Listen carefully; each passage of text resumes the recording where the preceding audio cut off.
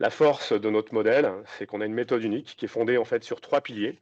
Le premier, c'est le In-Win Thinking, qui est une méthode structurée pour identifier les leviers de croissance de nos clients. On s'appuie également sur InWin Lab, qui nous permet en fait d'avoir un réseau de partenaires, un pôle d'expertise, donc de trier sur le volet, ça j'insiste, dans le domaine du digital, dont Probance et Alexandre fait partie. Et pour terminer, nous avons notre troisième pilier qui est InWin Academy, un pôle de compétences qui nous permet en fait d'aller, je dirais concrètement, monter en compétences nous-mêmes, puisque nous sommes sur des marchés qui évoluent constamment, mais c'est ce qui nous permet aussi de pouvoir accompagner nos clients.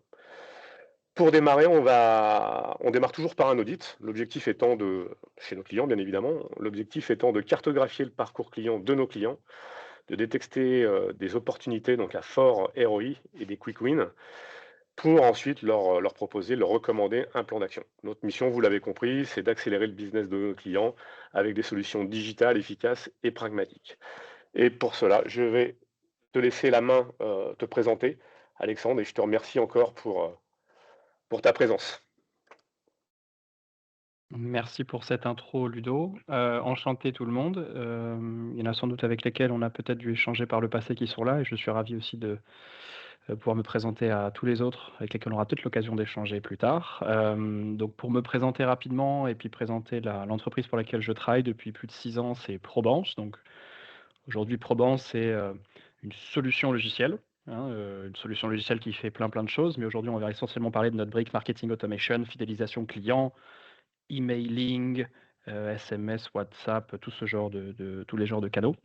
On va aussi beaucoup parler de la brique, IA et recommandations, personnalisation produit qui est au cœur de la plateforme Probance. En ce qui me concerne, moi je disais, je suis arrivé il y a un peu plus de 6 ans dans l'entreprise. Aujourd'hui, je suis responsable du pôle commercial pour la France et le Canada.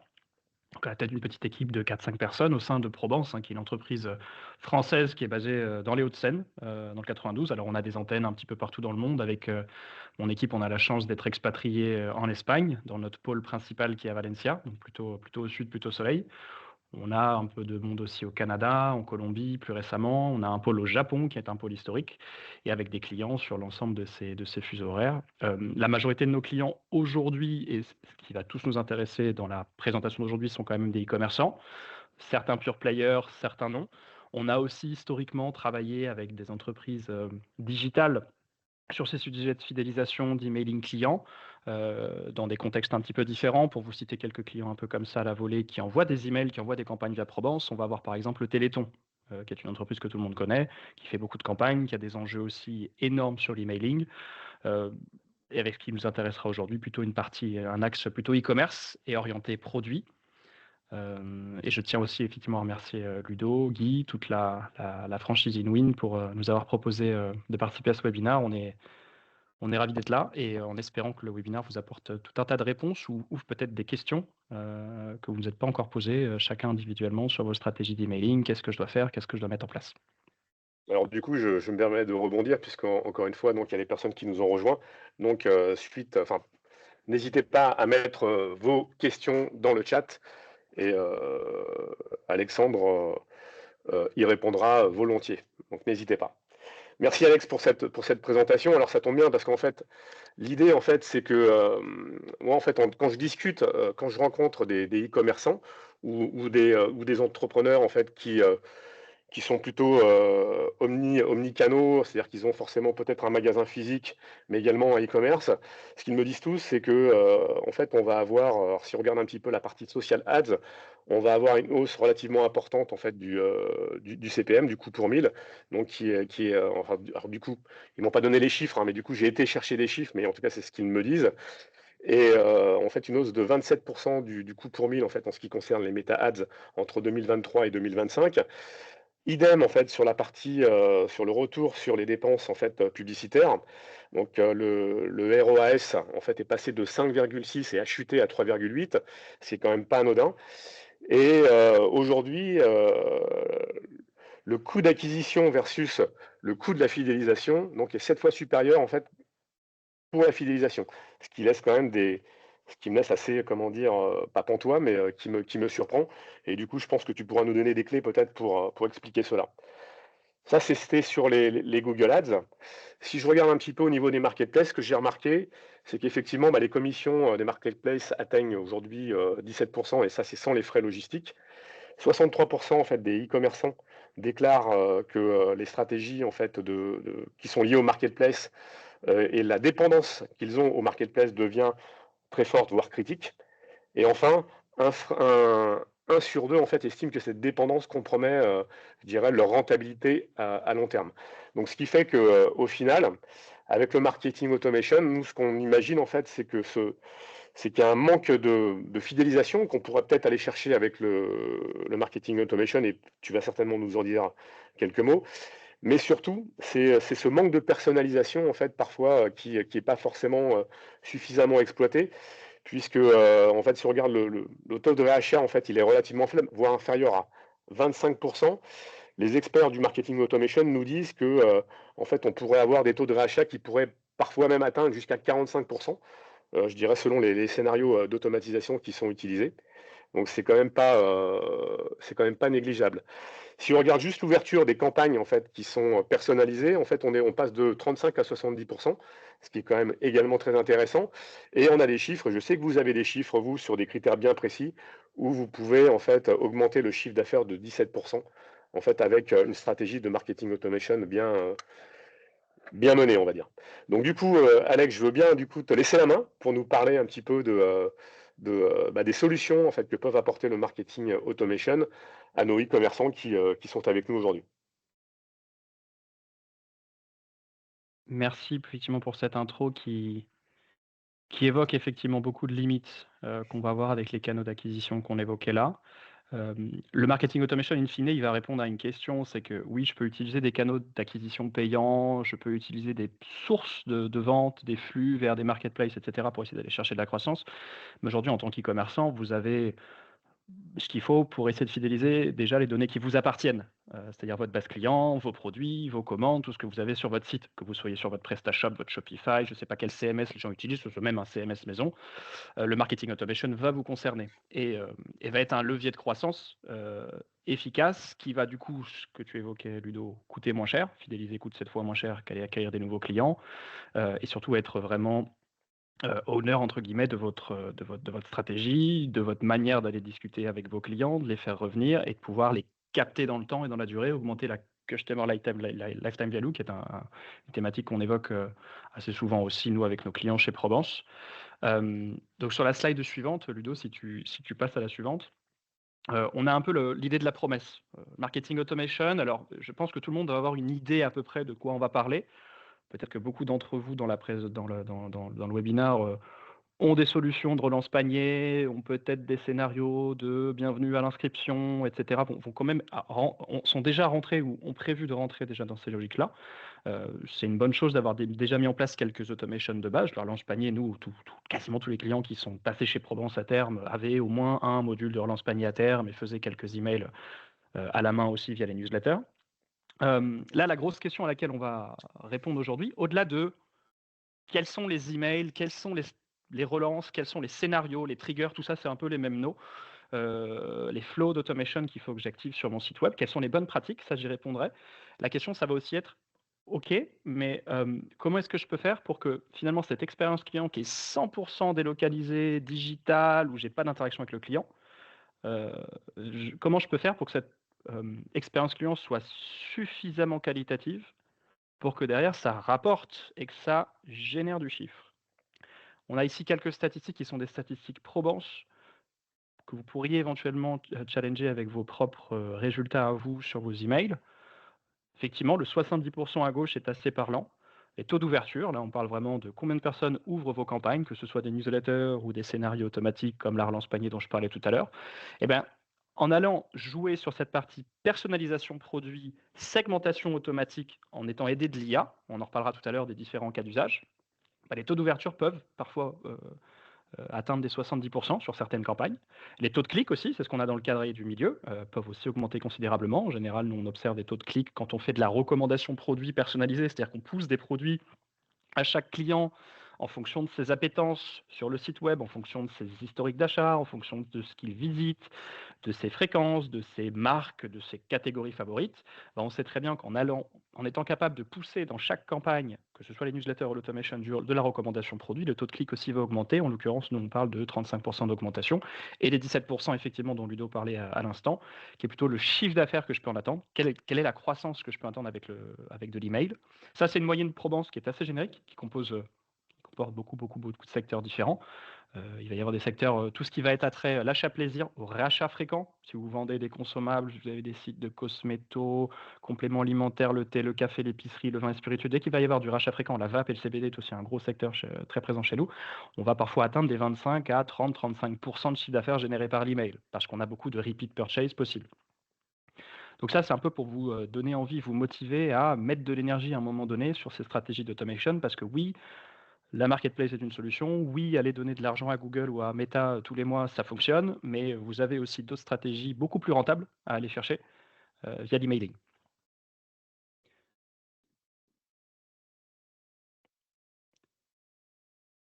L'idée maintenant, c'est, on est en 2025, je crois que c'est peut-être l'année principale où on a le plus parlé d'intelligence artificielle. Moi, je viens de fêter mes 30 ans et je crois que j'en ai jamais entendu parler autant que cette année. Évidemment, l'objectif de segmenter les clients à notre ère, ça va pas être de le faire manuellement, ça va être de céder de technologies. En l'occurrence, nous, chez Probance, on utilise beaucoup d'IA pour aller segmenter les bases de données clients automatiquement et récolter de la donnée sur ces clients-là. Ce qui est super important de retenir sur cette présentation qui est là, c'est vous n'avez pas besoin de demander l'avis de vos clients, de vos membres en base de données, de vos opt-in inscrits à la newsletter, sur qu'est-ce qu'ils attendent de votre marque, qu'est-ce qui les intéresse, à quelles alertes ils souhaitent être inscrits ou pas. Vous avez aujourd'hui toutes les données qui sont disponibles pour pouvoir prendre contact avec eux et leur proposer des choses intéressantes. Vous avez des visites, vous avez des achats historiques, on peut déterminer plein de choses à partir de là. Et l'idée, ça va être d'analyser automatiquement tous ces historiques clients, les achats, déterminer, comparer les profils entre eux aussi au base de la base de données, notamment c'est ce qu'on voit à droite, comment faire de la vente complémentaire, du cross-selling. Aujourd'hui, l'IA va être une clé majeure, en tout cas dans la manière dont nous on a l'habitude de travailler chez Probance, pour aller cibler efficacement ses clients. In fine, la promesse, c'est quoi? C'est j'envoie la bonne campagne au bon moment avec le bon produit, et point barre, et ça va augmenter mon taux de conversion naturellement. Sur la slide suivante, on va avoir quelques exemples un petit peu plus concrets pour que chacun puisse imaginer et peut-être se projeter sur son site web de qu'est-ce qu'une reco-produit efficace, qu'est-ce qu'une reco-produit un petit peu moins efficace. Donc sur la gauche, il faut vous projeter avec vos propres produits, mais on a le cas typique d'une cliente qui se balade sur un site, qui est inscrite sur ce site de madeco.com en l'occurrence. Elle vient visiter des produits, en particulier elle commence par visiter la catégorie canapé. Elle finit par mettre un produit canapé au panier, puis elle vient regarder d'autres modèles, puis comme tout le monde, on se perd un peu sur le site, on vient regarder d'autres produits, etc. Et in fine, elle finit par partir du site. Donc on a un panier abandonné en base, il est enregistré dans le CMS, très bien, on fait tous, toute la logique serait de se dire on va relancer Emma sur son canapé en lui mettant le contenu de son canapé, un joli click to action pour l'inciter à revenir. Très bien. Comment je peux aller un peu plus loin? L'idée, alors souvent on fait ça nous généralement on conseille de faire ça dans la deuxième relance de panier abandonné, si la première n'a rien donné, que la cliente n'est pas allée jusqu'à transformer. Et l'idée ça va être de petit encart gris que vous avez en dessous du bouton faites votre commande, on va pouvoir ajouter des produits suggérés. Ce qu'on appelait nous la recommandation produit dynamique. Là vous avez deux choix. La solution facile, peu importe l'outil de mail que vous avez, ce serait de vous dire c'est très simple, moi dans ma relance panier, j'ai prévu dans mon template, en bas du mail, de pousser les photos et les boutons des 3 meilleures ventes de mon site. Ce qu'on a ici avec la croix rouge. Donc on se rend compte que c'est un premier niveau de recommandation, mais en poussant les best-sellers, on se rend bien compte qu'ils sont figés à la main et que donc ça va être les mêmes recommandations pour tout le monde. Je mets un canapé au panier, on vient me recommander de la déco, des plantes. Ça va fonctionner si c'est du best-seller, si c'est du produit. Il va y avoir d'autres enjeux derrière auxquels il va falloir penser. C'est mais attends, mais si Emma elle a déjà mis la plante qui est à droite dans son panier, je suis en train de lui recommander la plante une deuxième fois dans l'email. Ça n'a pas trop de sens d'un point de vue marketing. Ou imaginons qu'Emma avait déjà acheté la plante, je lui recommence la plante parce que c'est un best-seller. Donc on se rend bien compte qu'il y a plein de limites. Au final, c'est pas personnalisé au parcours du client. C'est de la recommandation générique pour tout le monde. Donc qu'est-ce que nous on conseille de faire? Ça va être de dire utilisez l'IA et injectez de l'IA dans votre email qui va être capable d'aller analyser tout le comportement qu'on a à gauche, déterminer quelle est la catégorie qui est au panier, quelle est la marque, quel est l'univers que le client a mis au panier, qu'est-ce qu'il cherchait in fine, et de pouvoir lui faire une recommandation avec 2, 3, 4 produits en fonction de son panier abandonné. Nous, on a tendance notamment à privilégier la règle du je vais vous recommander les best-sellers, oui, mais de la catégorie du panier. Donc en l'occurrence, c'est pour ça que j'ai une sélection de canapés qui apparaissent là. Deuxième exemple sur la slide suivante, on parle d'un comportement client un peu différent, qui ne va pas jusqu'à mettre un produit au panier. Comme beaucoup, je pense qu'avant d'aller initier un achat sur un site, on vient plusieurs fois, on se balade sur plein d'univers, on vient regarder plein de produits avant de faire notre choix. Parfois même, on regarde sur plein de sites e-commerce avant de faire notre choix aussi, pour aller choisir peut-être le moins cher, peut-être la meilleure offre, peut-être le produit qu'on cherchait. Bon, ça, c'est des données qui sont super exploitables aussi, les visites, parce que ça nous donne beaucoup, beaucoup d'informations sur l'appétence du client. Donc à gauche, on a à nouveau un autre comportement d'un autre client sur le même site, qui vient lui se balader sur les catégories canapés, il en regarde 2, 3, 4. Puis après, il vient regarder d'autres produits, et puis finalement, il n'initie même pas de panier abandonné, même pas de commande. Il s'en va. Donc l'un des scénarios, au-delà de la relance panier à mettre en place, il y a au moins autant de chiffre d'affaires à aller chercher, c'est la relance de visite. Nous, souvent, chez nos clients, d'ailleurs, c'est l'un des scénarios qui fait le plus de chiffre d'affaires. Ils sont un peu équivalents en termes de chiffres, souvent le panier abandonné, mais les deux sont souvent au coude à coude. Là, la question, c'est d'accord, donc j'ai un client qui est venu regarder 10, 15, 20 produits. Il s'est baladé sur peut-être 3, 4 catégories différentes sur mon site. Moi, j'ai 6000 produits sur mon site, imaginons. Je veux le relancer sur sa visite sans achat pour l'inciter à revenir, code promo ou pas, mais je lui recommande quoi comme produit? Parce qu'il en a regardé 15 des produits. Puis il a regardé des produits de plein de catégories différentes. Donc là, à nouveau, à la main, on se rend bien compte que c'est super difficile. La solution de facilité, c'est de dire je vais historiser les 3 derniers produits vus, donc je vais lui relancer les 3 dernières URL qu'il a visitées. Le problème, c'est que là, on est techniquement en train d'essayer de le faire revenir avec les produits qui l'ont fait partir du site. Et en plus, c'était pas sa volonté d'achat initiale, puisque ce client-là, quand il est venu, il a visité du canapé. Donc à nouveau, l'IA va nous servir à quoi? Analyser sur quelle catégorie il a passé le plus de temps et de pouvoir déterminer intelligemment quel produit je vais pouvoir lui recommander. En l'occurrence, du canapé dans ce cas-là, à nouveau, puisqu'on a beaucoup de visites sur du canapé, et plutôt du best-seller de la catégorie canapé. Et le troisième cas, c'est un cas, je pense, qui va parler à beaucoup d'entre vous. On va parler de post-achat, on va parler de cross-selling, de vente croisée, de vente complémentaire, d'upselling, tout ça, c'est des mots similaires. L'idée, ça va être de faire revenir le client. La promesse du webinar, c'est je veux fidéliser et je veux éviter de passer par les marketplaces. Donc, comment fidéliser? Il faut faire revenir les clients au bon moment, une fois qu'ils vous ont acheté une première fois. On le sait, le plus difficile souvent, c'est de faire venir et de transformer une première fois. Une fois que le client a une bonne expérience d'achat chez vous la première fois, c'est relativement facile de le faire revenir.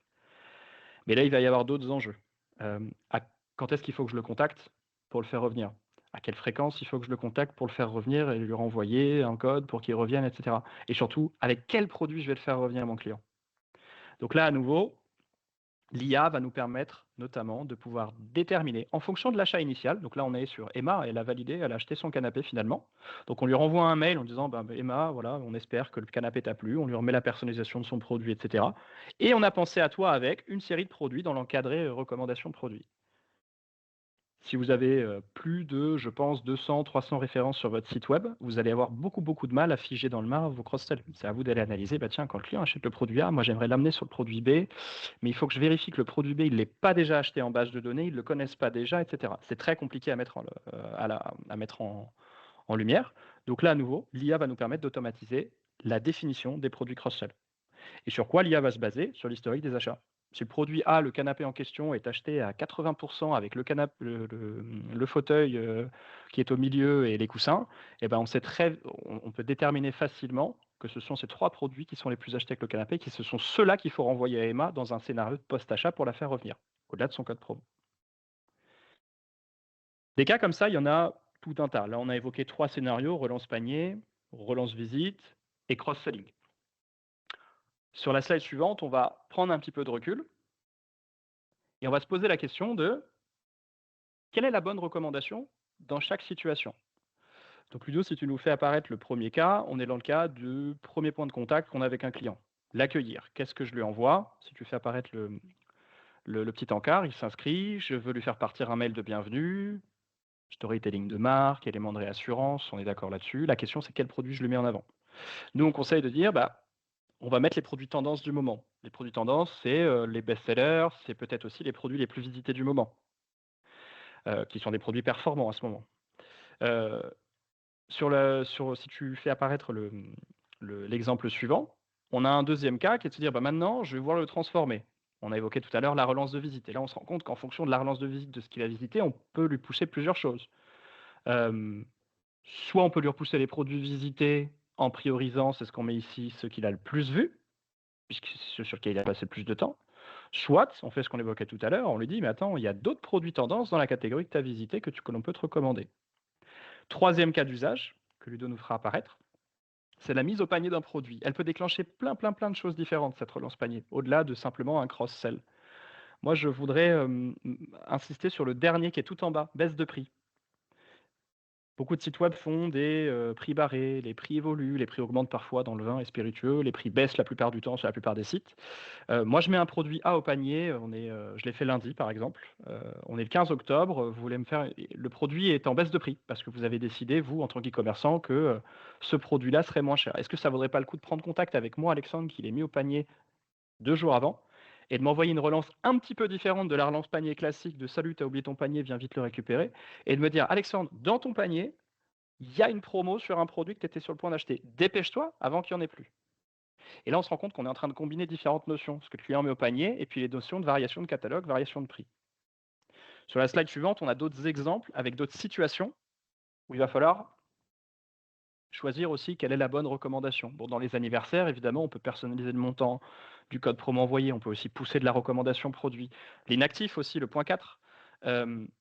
Si vous voulez me relancer, que je suis un client dormant dans votre base de données, l'un des scénarios qu'on conseillera d'activer, c'est relancer les inactifs de manière régulière. Ça permet aussi de maintenir la base de données dans un bon état, d'avoir des bonnes notions de délivrabilité. Euh, vous me renvoyez une relance inactif, tiens, ça fait longtemps qu'on t'a pas vu, au bout de 3 mois, 4 mois, ça dépend un peu de vos secteurs. Certains vont avoir des inactifs beaucoup plus tard, en fonction, typiquement dans la déco ou dans les sites de VAP, on va avoir une notion d'inactif qui va venir plus ou moins vite en fonction du délai de rachat potentiel. La question, c'est avec quoi vous me faites revenir au-delà d'un code promo? Bah, à nouveau, suggestion produit, mais en fonction de quoi? De mes achats passés, de mes visites passées. Vous prenez en compte ce qui m'intéressait à l'époque où j'étais actif et vous me repoussez des produits en lien. La même marque, la même catégorie, une nouveauté du même univers, le produit cross-sell du produit que j'avais acheté 6 ou 12 mois avant. Et là, on va avoir à nouveau des taux de clics qui vont augmenter et logiquement la performance qui va augmenter. Le cross-selling, on en a parlé. La nouveauté produit, le point 7, est très intéressant aussi. Moi, je parle avec des e-commerçants tous les jours. La plupart d'entre eux, je vous le disais au début de l'entretien, font des newsletters. La plupart du temps, font des newsletters à la main. C'est assez chronophage. Et souvent, la newsletter, c'est soit j'envoie de la promo, de la bonne affaire ou les OP classiques de l'année, soit j'envoie les nouveautés. Et ça, c'est des emails qui peuvent être automatisés, les alertes baisse de prix, les alertes promo et les alertes nouveautés. La question, c'est envoyez-moi uniquement une sélection de nouveautés qui vont m'intéresser. Et prenez donc en compte ce que je visitais, potentiellement ce que j'ai acheté dans le passé. Et donc, voilà en quoi l'IA va pouvoir nous aider. C'est qu'on se rend compte que là, on vient de voir 8 situations. Il y a potentiellement entre 8 et 10 règles de recommandation produits par situation. Vous multipliez ça par le nombre de clients, vous mettez en une puissance le nombre de produits, vous vous rendrez bien compte qu'en étant une PME de e-commerce, bah, on ne peut pas le faire à la main. Donc, si on regarde sur la slide suivante, on a un résumé de les scénarios automation, les triggers, les flows, chacun a son mot-clé, que l'on conseille d'activer à ZAP. On a évoqué la relance de visite, on a évoqué la relance panier, on a évoqué le post-achat.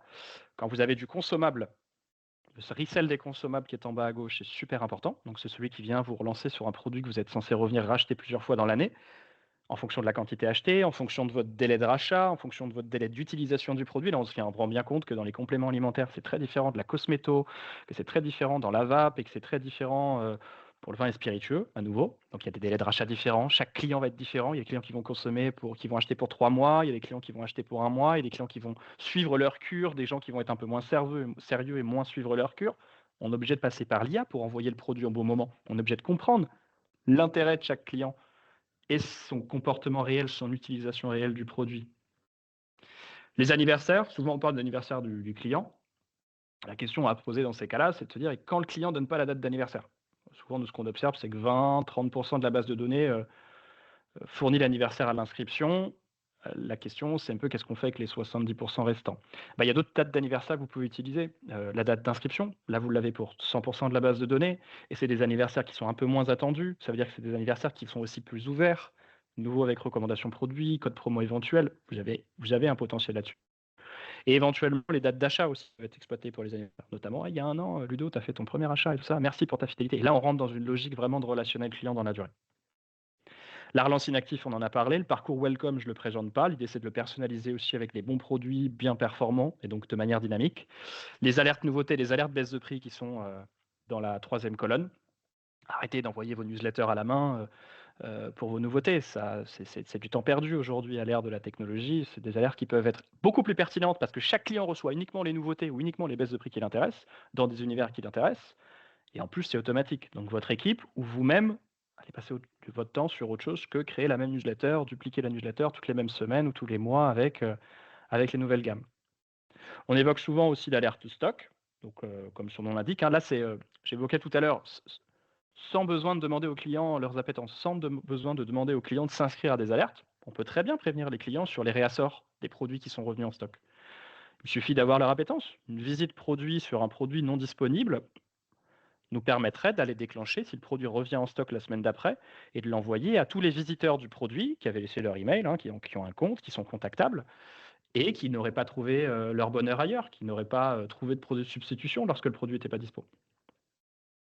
Et la newsletter automatique, c'est aussi un scénario vachement utile, surtout pour le gain de temps et pour des questions de performance, de délivrabilité, mais je ne rentrerai pas dans le détail aujourd'hui. Donc voilà, vous avez au final une dizaine de scénarios comme ça à activer dès demain sur vos outils. Et Ludo, je veux bien que tu passes sur la slide d'après. Merci et que super, et que tu fasses apparaître les 2 exemples. L'IA va aussi pouvoir nous aider à prioriser les campagnes. Dans quel cas vous m'envoyez la nouveauté? Dans quel cas vous m'envoyez l'alerte baisse de prix typiquement? Hein, parce que moi, je peux recevoir toutes vos alertes le même jour. On est d'accord que ce n'est pas pertinent. Il va falloir contraindre l'outil à ne pas envoyer trop d'emails, ce qu'on va appeler la contrainte de pression, pour éviter que le client reçoive 50 campagnes dans la même semaine. Et ben, là, l'IA peut aussi nous aider sur de la détermination, je vous le disais, de la segmentation et des profils clients. On a 2 cas. Le profil client A à gauche, qui lui est fan de nouveautés, qui achète, c'est un site de ski qu'on a utilisé en exemple, mais peu importe, qui achète souvent la catégorie nouveautés, c'est le client qui vient visiter, parfois on a des catégories nouveautés sur les sites, c'est peut-être votre cas dans les menus, et qui achète à plein pot, et on a plutôt le client B qui lui achète plutôt le client bonne affaire, petit budget. Et bien priorisons. On va segmenter automatiquement que l'alerte nouveauté produit partira sur le profil client A et tous ses congénères, et que le client qui n'est pas intéressé ou qui n'a pas le budget pour les nouveautés, on lui enverra plutôt les promos, les bonnes affaires, l'alerte baisse de prix en l'occurrence. Et ça, c'est des choses que peut-être certains d'entre vous ont tenté de faire à la main, qui aujourd'hui n'ont plus aucune valeur ajoutée de faire à la main, et c'est des choses à automatiser absolument. Sur le canal, sur la présentation suivante, merci Ludo, on parle un peu de canaux. On parle d'email depuis tout à l'heure. L'email, c'est le canal aujourd'hui le plus rentable. Il y a de nombreuses études qui le disent, beaucoup plus rentable souvent que l'acquisition. Le ROI est beaucoup plus fort. Et à nouveau, l'avantage de l'email, c'est que vous maîtrisez. Ce sont vos données. Vous ne donnez pas vos données à Facebook. Il n'y a pas un canal au payant, etc., au click to action. Mais il y a aussi d'autres canaux à utiliser. Nous, chez Probance, on développe Alors, on a beaucoup de clients qui utilisent le SMS. La notification push aussi est un canal additionnel qui peut générer des ventes. La recommandation produit on-site, donc là c'est un canal un petit peu différent, on parle vraiment de personnaliser l'expérience client une fois que le client se retrouve sur votre site web, sur la page d'accueil, sur la page panier, pouvoir lui faire des recommandations cross-sell, lui repousser sur la page d'accueil les produits qu'il a vus la dernière fois, etc. Donc n'hésitez pas à multiplier les canaux. Là chez Probance on est sur un sujet aussi d'un canal plus récent, plus innovant qui est le RCS, le WhatsApp aussi viendra très vite. Donc si vous voulez multiplier votre impact, multiplier votre ROI, il faut penser multicanal absolument pour avoir de meilleurs résultats.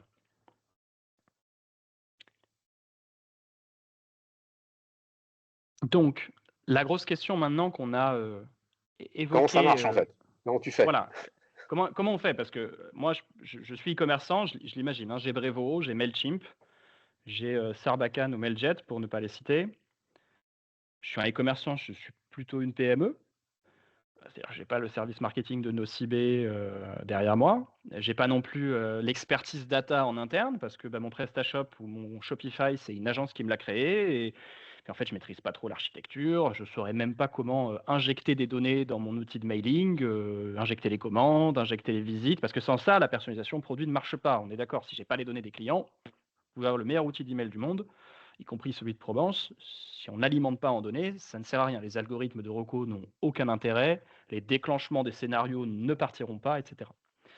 Donc nous, chez Probance, on s'appuie. Alors, on a une grosse expertise data en interne qui est historique. Là, je ne l'ai pas trop présenté, mais l'entreprise existe depuis 2004 et à l'origine, on travaillait beaucoup sur les sujets de machine learning dans les années 2000, 2000-2010 par là. Donc, on a une grosse expertise sur l'IA, sur ces fameux algorithmes. On a travaillé avec la FDJ, on travaille toujours avec la FDJ sur des algorithmes sur des gains et des pertes. On a bossé dans le machine learning chez Renault pour détecter des pannes. Et donc aujourd'hui, on développe en interne ces algorithmes de recommandation de produits. Le cross-sell que j'évoquais, le délai de rachat, etc. etc. Et l'idée, c'est de Donc du coup, s'appuyer tu sur cette es en techno-là. capacité de nous donner les chiffres du loto pour ce soir ou pas? Non, sinon je ne serais pas en train de faire le webinaire cet après-midi. Et j'aurais pris ma retraite depuis longtemps. Mais bon, je te tiendrai au courant éventuellement, Ludo, Ah, ça s'il faut, m'intéresse, ouais. entre nous, si jamais j'arrive à les avoir. Ça peut m'intéresser. Donc je vous disais, il y a aussi l'idée, c'est de se faire appuyer. Il y a deux choix, hein. Vous pouvez vous dire, bah, tiens, je vais prendre une agence web spécialiste en emailing qui va prendre mon Brevo en main et me mettre en place tous ces scénarios, développer en fonction de mon site web, de mes catégories produits, de mes marques, de mes stocks, de mes champs, de mes attributs produits, de mon secteur d'activité, qui va me développer les règles de recommandation de produits spécialement pour moi. Typiquement les règles de cross-sell, etc. On va les définir avec l'agence. On va injecter ça dans le Brevo, dans le Mailjet, et puis on va mettre en place les campagnes, créer tous les scénarios. Vous allez vous rendre compte que ça prend du temps, ça coûte souvent très cher d'externaliser cette partie-là. Il y a un calendrier qu'on n'a pas ajouté dans la présentation, mais qui est un calendrier qui est proposé par Brevo eux-mêmes dans l'un de leurs articles, qui est un peu la roadmap pour mettre en place de l'automation. De mémoire, je crois que ça s'étale sur 4 à 6 mois, quelque chose comme ça, et on ne sait pas in fine quels sont les scénarios qui sont... Donc on se rend compte que c'est très chronophage. L'autre question aussi que certains d'entre vous peuvent se poser, c'est mais moi j'ai aucune idée de ce qu'il faut activer, et j'ai aucune idée, même si je mettais les mains dans le cambouis de main dans mon outil, comment je fais pour vérifier que c'est bien paramétré? Klaviyo est un outil aussi qui est une excellente plateforme, et souvent les gens ont peur d'activer leur scénario, ou souvent se rendent compte a posteriori que les scénarios sont mal activés, ne partent pas, etc. Donc il y a une notion d'expertise in fine derrière, dont il faut avoir bien conscience. Donc chez Probance, nous on a l'habitude d'accompagner les clients de A à Z. Alors ça se dit beaucoup de A à Z dans le logiciel, mais c'est globalement c'est du clé en main. En fonction de votre secteur d'activité, en fonction de votre CMS, en fonction des données qu'on va avoir en base de données, vos catégories produits, vos champs, vos langues, vos devises, vos groupes clients, est-ce que vous faites du B2B, du B2C, un peu les deux, est-ce qu'il y a des notions de prix? On va être capable de construire une architecture data pour vous au démarrage, beaucoup plus rapidement, et de livrer des scénarios bonnes pratiques avec les bons réglages, dès le début, chartés. Généralement, un projet chez Probance, ça prend maximum 2 mois, entre le moment où on a défini ensemble ce qu'on veut et le moment où les campagnes commencent à partir et on forme le client. Et comment on fait ça? Donc sur les slides suivantes, on a une idée un petit peu de comment, si demain vous vous posez ces questions ou si vous étiez déjà posé ces questions-là sur mais en fait moi j'ai déjà essayé, j'ai un peu buté sur mon outil, j'ai buté sur des problématiques de temps, où j'ai été accompagné puis j'ai été déçu, peu importe. Et si vous envisagiez à nouveau de mettre des billes sur l'automation, j'espère que les chiffres partagés au début de la présentation vous ont convaincu que oui, l'automation, c'est un canal prioritaire. C'est pas la 5e roue du carrosse dont il faudra s'occuper plus tard. On pourrait éventuellement envisager de le faire ensemble. Donc chez Probance, je vous disais qu'on fait tout, c'est qu'on a différentes phases dans l'installation notamment, où on a un brief avec le client lors de la réunion de lancement, on vient ensuite extraire les données de son PrestaShop, son Shopify ou le site web développé maison, peu importe. L'idée c'est de mapper vraiment toutes ces données parce que si nous, dès le démarrage du projet, on n'a pas toutes vos données, c'est-à-dire les stocks, c'est-à-dire les marques, c'est-à-dire les attributs, dans le vin, ça va être les notions de domaine, les notions d'origine, d'appellation, les notions de couleur, peu importe, les notions de taille, les notions de déclinaison, toutes ces déclinaisons-là produits, vos groupes clients, bah, derrière, ça va limiter l'automation. Puisqu'on ne pourra pas segmenter si on n'a pas prévu que de remonter la donnée A ou la donnée B. Si derrière vous voulez segmenter sur la donnée A, ben, on ne pourra pas le faire. Donc on essaie de tout faire dès le début, de bien mapper, d'avoir toutes les données dans l'outil. Ensuite, nous, on s'occupe de paramétrer les scénarios qui fonctionnent dans votre secteur. Donc on va se baser sur la liste des 13 qu'on a vu tout à l'heure. On va sélectionner ensemble quels sont les scénarios qui sont pertinents dans votre secteur. Je prends un exemple. On a évoqué tout à l'heure le resell des consommables. On est d'accord que si vous vendez des jeans, la consommation du jean, normalement, s'il est de bonne qualité, ça ne devrait pas être pour tout de suite. Donc, ça ne va pas forcément s'appliquer. Autre exemple, le site web qui ne fait jamais de baisse de prix de manière publique sur son site, qui ne baisse jamais, qui ne fait jamais de promotion, l'alerte baisse de prix n'a aucun intérêt. C'est souvent le cas dans les sites de vin notamment. Donc, on va ensuite construire cette partie base de données, construire des scénarios, créer le contenu pour vous des scénarios à votre charte graphique. On active les scénarios avec le client. Et ensuite, on le forme. Il y a 1 mois d'accompagnement avant de l'accompagner toute l'année. Donc c'est du prêt à l'emploi. Généralement, ce que je dis, c'est que cette partie en bleu prend 8 semaines. Et la deuxième question à se poser, c'est et qui fait des checks régulièrement sur les campagnes pour vérifier qu'elles tournent bien? Qui vérifie l'état des lieux de la délivrabilité? Qui vérifie de temps en temps si le scénario de relance panier et le scénario de welcome pourraient être améliorés de telle ou de telle manière en modifiant un élément du scénario, un bouton, une couleur, une image, une promotion? Donc il faut se lancer aussi après dans du test and learn en fait sur ces campagnes-là. En plus de faire vos newsletters, si demain vous voulez vous lancer dans l'automation et être performant, il va falloir vous commencer à vous former à de l'A/B testing. L'A/B testing, sans doute beaucoup d'entre vous savent ce que c'est dans l'email, c'est je fais une campagne A, je duplique cette campagne A, je modifie un élément, je vais appeler cette campagne B, puis la moitié des clients reçoivent la version A, la moitié reçoivent la B, et puis je fais tourner ça quelques semaines, et au bout de quelques semaines, je regarde ce qui marche le mieux. Et ben en fait, l'automation, comme ça part tous les jours, ces emails-là sur la base client, on peut faire de l'A/B testing régulièrement pour améliorer les performances et itérer toute l'année. Donc nous, chez Provence, on ajoute la dernière brique, qui est la brique de support, d'accompagnement des clients, parce qu'on sait très bien que même si on s'arrêtait à la phase d'installation bleue, dont je vous parlais tout à l'heure, la majorité de nos clients étant des PME, ils risqueraient de ne pas utiliser la plateforme, de ne pas forcément regarder les résultats, parce que par manque de temps, parfois par manque d'intérêt, parfois par manque de formation. Et dans ces cas-là, nous, on est là pour inciter régulièrement des modifications sur les campagnes, des analyses, etc. Et l'idée, c'est d'itérer, de créer des campagnes nouvelles régulièrement, d'A/B tester, d'enlever les campagnes qui marchent, de faire attention à l'état de la base de données, etc.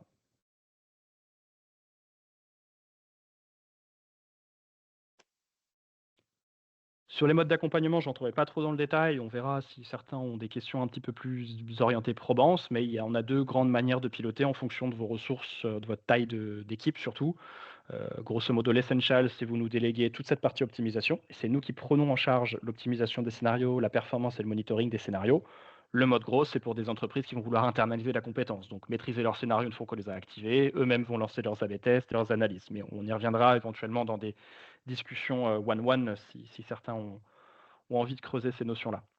Moi, j'avais surtout envie de vous présenter un cas d'usage client qui est chez nous depuis plus de 3 ans, qui fonctionne, qui est sur le secteur du vin et spiritueux, pour renforcer cette croyance qu'on a qui est ouais, l'automation, ça marche, c'est rentable, ça rapporte beaucoup. En l'occurrence, chez ce client-là, si tu nous fais apparaître les KPI, Ludo, c'est 50% de son chiffre d'affaires e-commerce qui est généré par le canal email.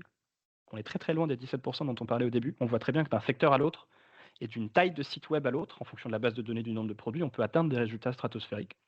Les taux d'open et les taux de clic aussi sont excellents sur les campagnes d'automation. Je pense que si vous comparez ces deux taux, 62% d'ouverture et quasiment 10% de clics, vous le comparez à vos newsletters actuelles, celles que vous avez envoyées récemment, il y a moyen que ce soit plus élevé. Pourquoi? Parce que l'automation, finalement, elle est personnalisée, déclenchée par le client et envoyée uniquement sur un échantillon très petit avec des produits pour lui. Donc, logiquement, ça va l'intéresser beaucoup plus qu'une newsletter qui serait envoyée sur toute la base de données. Sur la slide suivante, on a une petite idée de l'état des lieux de ce projet-là. Et là, ça permet aussi de se rendre compte que si je fais de la newsletter et de la relance panier, je suis complètement à des années-lumière de ce que je pourrais faire et que j'ai un potentiel de croissance énorme. Notamment le scénario numéro 1 en termes d'envoi et de chiffre d'affaires sur ce client-là, c'est le scénario qui est en vert dans le camembert, c'est la nouveauté produit. On est sur un site de vin et spiritueux, donc c'est un site qui naturellement, tous les ans, tous les mois, va avoir des nouveautés.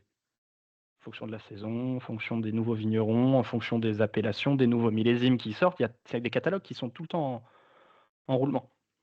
Et donc en fait, on se rend compte très bien que oui, faire de la nouveauté à la main, c'est un client qui avance, et ça, je crois de mémoire qu'ils avaient Mailchimp, qui faisaient des campagnes toutes les semaines sur leurs nouveautés, ils envoyaient toutes les nouveautés à toute la base. Ça marchait, ils ont suffisamment de clients en base de données pour que ce soit rentable, très bien, mais c'était beaucoup de manuels, très peu de résultats derrière pour le temps passé, et l'expérience client un peu limitée, parce que tout le monde reçoit les mêmes nouveautés tout le temps.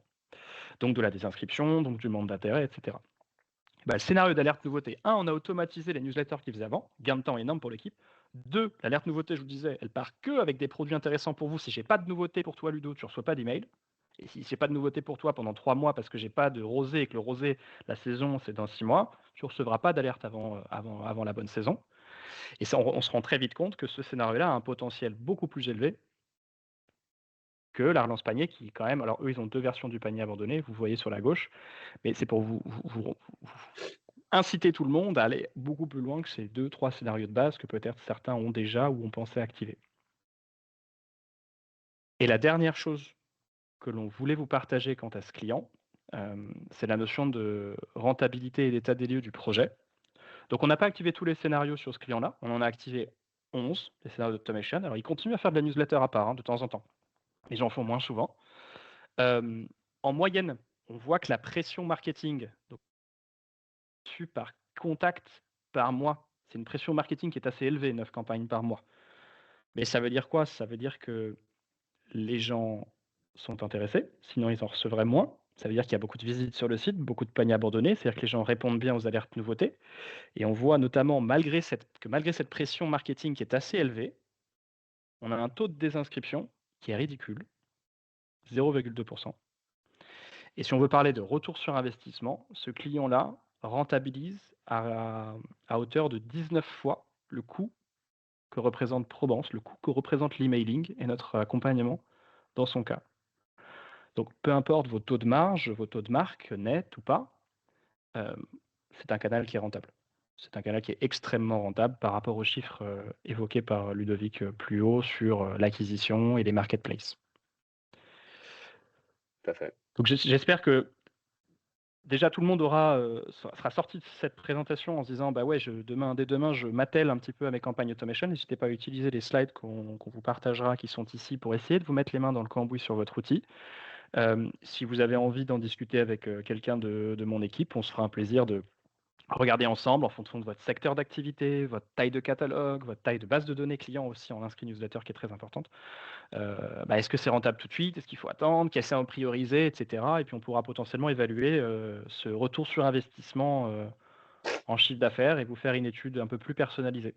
Je sais que Ludo, il y a aussi un simulateur que Inwin avait préparé pour Ouais, inciter tout à les gens fait. aussi à calculer leur retour sur investissement. Donc, n'hésitez pas à prendre contact avec nous ou avec quelqu'un d'Inwin.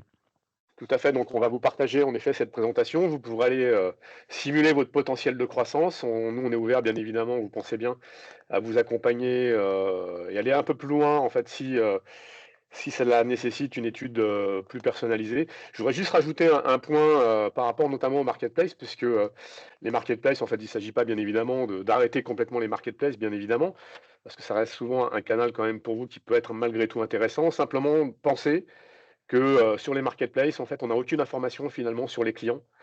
Et c'est en ce sens d'ailleurs où on va véritablement reprendre le contrôle avec ce type d'outil de marketing automation. Donc du coup, je voulais juste, pour conclure, avant de passer aux questions, donc préciser ce point-là. Et du coup, je vous propose qu'on passe aux questions. Alors nous avons une question de Florence. Que se passe-t-il si le visiteur n'autorise pas les cookies ou les limite fortement? Donc quelles sont les conséquences en matière notamment de RGPD? Une question qu'on a souvent, qui est complètement légitime. Déjà, la première chose à préciser, c'est que le RGPD aujourd'hui ne nous autorise qu'à contacter par email, qu'à relancer, que les clients que vous avez en base de données. Hein, on est d'accord, si votre email n'a jamais été rentré sur le site création de compte ou inscription newsletter, on ne pourra rien faire légalement, c'est même pas une question technique.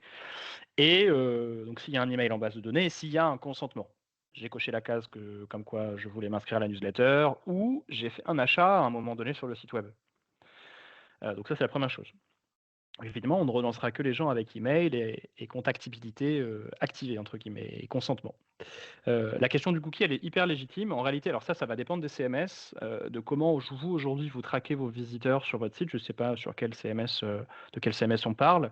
La plupart du temps, nous, c'est sur les clients qu'on accompagne généralement, qui sont des PrestaShop, des Shopify, des WooCommerce, on a des Magento aussi.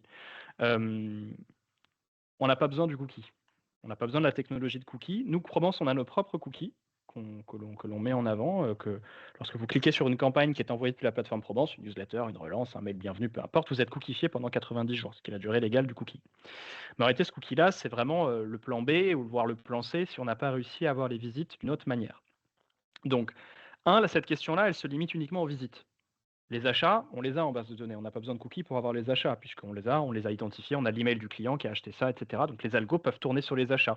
Le scénario de post-achat peut partir, puisque j'ai un email avec un achat en base de données. Là, la grosse question, c'est est-ce que je peux relancer des visiteurs et est-ce que je peux traquer ce qu'ils ont visité pour savoir quoi leur recommander, ou plutôt pour que l'algorithme sache quoi leur recommander.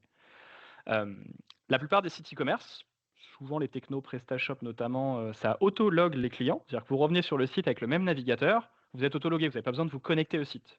Moi, si le client est logué sur son compte client, je n'ai pas besoin du cookie, puisqu'il est identifié sur votre site web. Je remonte, non pas via un cookie, mais je remonte en base de données toutes les visites produits qu'il a faites, et c'est là que mon algo vient mouliner en disant, bah tiens, il a visité ça, je vais lui recommander ça. Alors évidemment, après, un client qui se mettrait en navigation privée, qui utiliserait des pare-feux, qui aurait 14 VPN activés, qui refuserait les cookies, on ne pourra rien faire.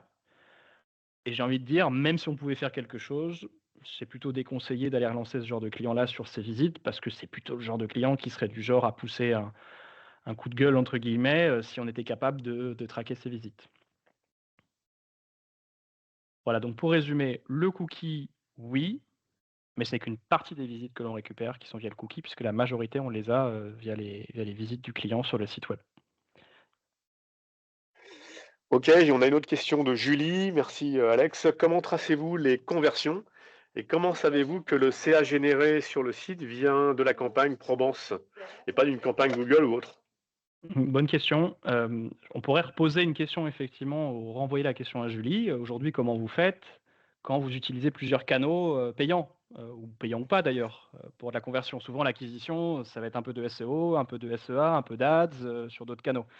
Et souvent, on se rend compte, le client, quand il vient sur votre site, il est passé parfois par plusieurs canaux avant de revenir acheter. La question se pose également pour l'email. L'email par rapport aux autres canaux, mais la question se pose aussi nous-mêmes au sein de notre propre plateforme et de nos propres rapports de performance. Je m'explique. Le client qui s'inscrit aujourd'hui le 15 octobre, il va recevoir le scénario de bienvenue de Provence, imaginons. Il va l'ouvrir, il ne va pas acheter, il va recevoir votre newsletter ce week-end. Donc, un automation, une newsletter reçue. Suite à cette newsletter, il va laisser un produit au panier. Il va recevoir sa relance de panier abandonné dimanche, il va cliquer dessus, il va acheter. Là, la question pour Julie, ce serait c'est quelle campagne Provence entre la newsletter, le mail de bienvenue, le mail de relance panier qui a transformé? Certains diront, bah, moi je pense que c'est le panier abandonné parce que c'est le dernier email que le client a ouvert, que le client a cliqué, puis c'est le dernier contact, quoi. Très bien, c'est légitime. On a d'autres clients qui vont avoir parfois une opinion très différente. Ils vont dire, bah non, le client il est passé par 3 campagnes, il les a toutes ouvertes. Donc en fait, moi le chiffre d'affaires c'est 100 euros. J'ai envie de diviser ce chiffre d'affaires en fonction de la campagne. Donc nous, on va avoir plusieurs manières de traquer les résultats. Donc comment on fait techniquement? On sait à qui on a envoyé des emails, on sait qui a ouvert, qui a cliqué. Ça, c'est les informations qu'on a dans notre plateforme. Ensuite, on a les achats, je vous disais qu'on récupère, et on sait qui achète, puisqu'on a les emails. Donc on est capable de faire la corrélation entre, tiens, j'ai telle personne qui a cliqué sur le mail, et j'ai un achat en base de données le jour suivant ou le même jour. Bon, je peux faire une corrélation via le tracking des commandes et des ouvertures et des clics. Et après, la question, c'est comment je dispatche ce chiffre d'affaires au sein des campagnes Provence. Donc il y a du tracking, et ce tracking, après, peut être dispatché en fonction de l'objectif de notre client. La majorité de nos clients fonctionnent au last contact, la last campagne, ouverte ou cliquée. Mais on a des clients, je vous disais, qui vont dire, bah non, moi, la newsletter que j'ai faite, il ne faut pas que ce soit 0 € de chiffre d'affaires parce que j'ai quand même passé 1 heure à la faire, ma newsletter. Si à chaque fois les newsletters sont cannibalisés parce que le client derrière, il est relancé par de l'automation et que c'est l'automation qui récupère tout le chiffre d'affaires, je vais vite arrêter de faire des newsletters. Donc, in fine, la réponse, elle est hyper variée en fonction du client. Mais on a la techno, tracking, commande qui nous permet après d'avoir le rapport qui vous convient à vous. Et ce sera intéressant de connaître l'avis de Julie sur le cas que j'évoquais, le client qui reçoit et qui ouvre plein de campagnes, ce qu'elle considère comme la campagne la plus légitime pour le chiffre d'affaires. Ok, merci Alexandre. On a une autre question. Est-ce que il y a des différences en fait de performance? Est-ce que tu as des différences de performance entre les secteurs d'activité, je dirais globalement B2B versus B2C? Aujourd'hui, est-ce que c'est plus performant en B2B ou en B2C? La question. Question qui est dure à répondre parce que comparer les clients entre eux, souvent, c'est très touchy, même au sein d'un même secteur, même au sein d'une même cible. 2 clients Provence qui vont vendre du vin sur le marché B2C vont avoir des performances très différentes. Pourquoi? Parce que, ils n'ont pas tous la même taille de base de données, ils vont pas forcément avoir les mêmes paniers moyens. Ils vont pas tous avoir les mêmes pratiques en termes de newsletter. Peut-être que le premier va envoyer une newsletter par semaine, le deuxième va en envoyer une par mois parce qu'il se sera compensé avec les autres automations. Donc oui, il y a des différences. Nous, on a quand même majoritairement aujourd'hui des clients B2C qui vendent exclusivement en ligne sur du B2C. On a quelques clients qui font B2C plus B2B. Et on a quelques clients qui font du B2B, mais ce n'est pas la majorité. Donc comparer le B2B au B2C, j'aurais tendance à dire, moi souvent ce que j'ai observé, si on reparle à nouveau de comparatif, c'est qu'en B2B, on a souvent beaucoup moins de clients en base de données inscrits. Donc on a moins d'emails que sur du B2C. Ce qui veut dire que le potentiel en B2B est peut-être moins élevé parce qu'il y a moins de personnes à contacter, moins souvent. Je vous le disais, l'objectif de Probance, c'est pas d'envoyer du spam et d'envoyer du volume générique, c'est d'envoyer un bon message à la bonne personne au bon moment. Bah, forcément, j'ai un potentiel beaucoup plus gros si vous avez une base de données de 15 000 personnes, une base de données de 3 000 B2B. Ça peut être contrebalancé avec quoi? Le panier moyen. Panier moyen, le dernier exemple que j'ai en tête, c'est un énorme site de VAP sur PrestaShop chez nous. La majorité de son chiffre d'affaires aujourd'hui et la majorité de ses commandes, c'est du B2C. Mais il a aussi un site B2B qui est sur le même PrestaShop et qui est aussi intégré à Probranche et sur lequel il y a des campagnes newsletter automation qui tournent. Mais le panier moyen du B2B est 10 fois supérieur au panier moyen du B2C. Donc, in fine, même si je contacte moins de personnes, que j'envoie moins d'emails, que la transfo peut-être est moins élevée, bah, si le panier moyen est 1 000 € versus 100, c'est rentable aussi. Donc ça veut dire quand même que la partie consommable des produits que l'on commercialise est importante aussi, du coup. Oui, et puis le B2B, je veux dire, aujourd'hui, tout à l'heure, j'ai parlé de scénarios quand même très B2C, l'alerte baisse de prix, l'anniversaire, c'est des choses Oui, qui tout sont à fait. très relationnelles clients. Quand on est sur des cas B2B, nous, chez Provence, on a plutôt tendance à créer d'autres scénarios. Tu viens d'évoquer le resell des consommables dont je parlais tout à l'heure. On peut le tourner un peu différemment sur du B2B en disant, mais en fait, monsieur le vendeur de VAP, parce que vous avez votre magasin, je vous renvoie votre commande habituelle, des produits que vous me commandez tous les 2 mois, dans la quantité, là je fais de la perso, donc le produit que vous me commandez tous les 2 mois, parce que je sais que vous le commandez tous les 2 mois et je connais la quantité que vous me commandez tous les 2 mois. C'est-à-dire c'est un peu comme un rappel de commande que votre fournisseur pourrait vous faire. Et là c'est plus trop du mail marketing, c'est carrément du mail de service. On est en train de dire, oublie pas Ludo de commander ton stock parce que sinon tu vas te retrouver à Bien sûr. sec dans ton magasin. Et je te l'envoie au bon moment sur un produit que tu connais. Donc évidemment Ouais, que tout à ces fait. scénarios-là font sens. Ok, L'approche est merci différente. Alex. Merci Alex pour ta réponse précise. Du coup, il nous reste 4 minutes. Est-ce qu'il y a une dernière question qui pourrait apparaître dans le chat ou dans le Q&R?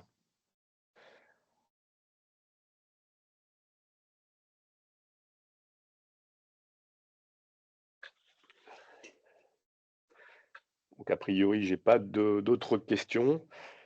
Alexandre? Non, bah écoute, on peut conclure et puis moi j'allais dire n'hésitez pas à utiliser ce QR code qui a été mis en place par InWin pour vous donner un peu un ordre d'idée du chiffre d'affaires potentiel. Si vous avez envie d'une étude un peu plus personnalisée sur le retour sur investissement, qu'on regarde avec vos chiffres, vos volumes de paniers abandonnés, votre trafic, votre panier à moyen qui va changer, votre nombre de produits, votre secteur. Pareil, on sera à votre disponibilité avec mon équipe pour faire une étude de retour sur investissement plus précise, parler éventuellement de devis, de coûts, détailler les accompagnements dont on n'a pas parlé beaucoup aujourd'hui. Et j'espère que ce webinaire vous a apporté beaucoup de choses d'un point de vue informatif. Ouais, tout à Que fait, merci. demain, tous ces sites-là auront activé 10 scénarios sur leur site web et puis que la croissance en propre sur votre site reprendra très vite. Nous allons y travailler. Et puis, pour ceux qui nous écoutent, n'hésitez pas à vous rapprocher, je dirais, de vos agences locales InWin pour vous mettre en relation donc, avec Probance pour pouvoir justement donc, faire des études complémentaires, tout simplement. Donc, du coup, nous allons conclure. Et je vous souhaite à tous donc une très belle journée. Merci encore à vous d'avoir été présents à ce webinaire. Et puis merci à Alexandre de chez Probance pour toutes ces informations qui j'espère effectivement vous auront apporté, je dirais, vous auront apporté quelques idées pour la suite du développement en fait de votre business e-commerce. Merci à tous et bonne fin de journée.